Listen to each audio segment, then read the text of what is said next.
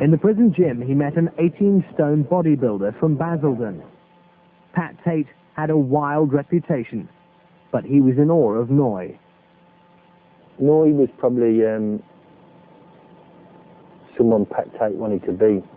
Because in Basildon, Pat Tate was a small version of Kenny Noy. Everyone knew who Kenny Noy was in the whole country. Everyone knew who Pat Tate was in Basildon. Pat wanted to be known all over the country. And so by associating with people like Noy, he thought he was climbing the ladder. Noy liked Tate because he knew the drugs business. Before he was jailed, Tate and his gang controlled security at nightclubs in London and Essex. That meant controlling the sale of drugs inside the clubs. They'd made a fortune. One of the clubs was Raquel's in Basildon. Head of security was Bernard O'Mahony. The line that Dorman are given is control the drugs to an acceptable level. If you just let any amount of dealers in, you'll have wars between the dealers. So he allowed dealers into the club who paid him rent, and he kept things to an acceptable level. Tate had grand plans to expand his operations when he was free. He wanted to smuggle vast quantities of ecstasy and sell it through his network of clubs. Rather than just dealers selling drugs in clubs, Pat had bigger ideas. He wanted to bring drugs in on aeroplanes and bring them in on lorries. But Tate needed money for his plans. He approached Noy for backing. You can make so much money very quick. You could be rich, you know, you could be a multi-millionaire within a year if you didn't get caught. Anyone involved in crime, particularly drugs, would give their right arm to have a man like Tate on their side. Because Tate was the sort of man who would shoot someone or maim someone or even kill someone just to promote himself.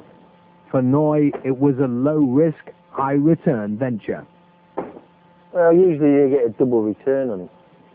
That was always the going rate. So if you've got 30 grand, you'd want 60 back. Released in the summer of 1994 after serving 8 years, Noy was 47 and hell-bent on making up for lost time. 3 months later, Tate was freed and hit the road to Kent to do business with his new friend and financier. He was going to give Pat some dough, what Pat wanted to borrow off him.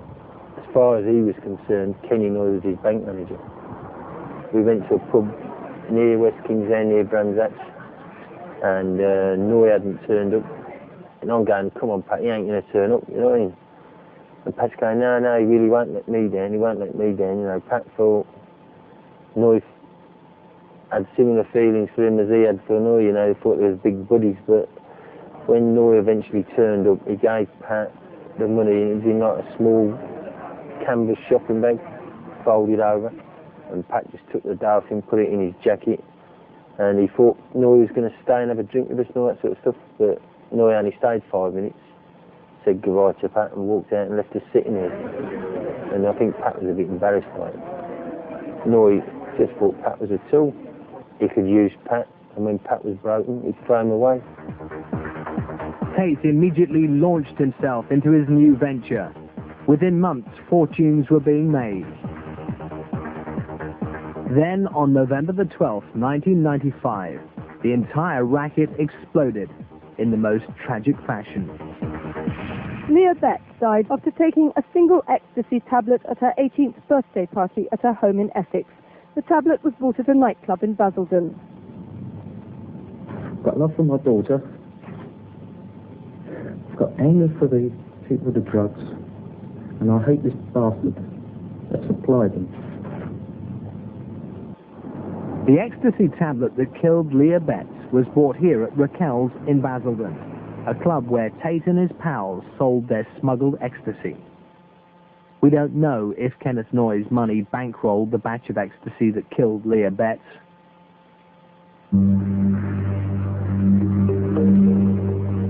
What we do know is that her death focused the attention of police and the media onto the Essex drug scene, and particularly Pat Tate. 3 weeks later, Tate and 2 associates, Tony Tucker and Craig Rolfe, were lured to a rendezvous in rural Essex.